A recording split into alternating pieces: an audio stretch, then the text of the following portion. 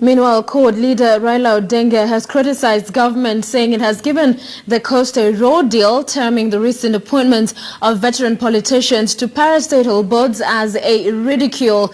He said that Jubilee's appointment of local leaders into government was aimed to lure the region to support it in the next polls, but he added that it was too late. Speaking in Rabai constituency, Raila reiterated his claims that colossal sums of loans the government has acquired had been stolen.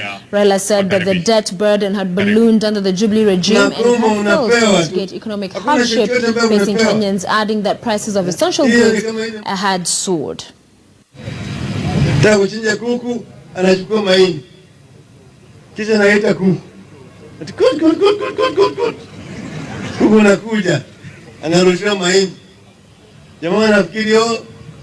Nafikiri leo jamani mkarimu anataka kunilisha juu ya kwamba jamaa haja yake ni kitoweo. Akija karibu na mnaye ananaswa. Kwe. Sasa ni mnaona leo Kazungu Kambo imepewa si chema na nini? Katana Ngara chema na nini? Yote ni makomo.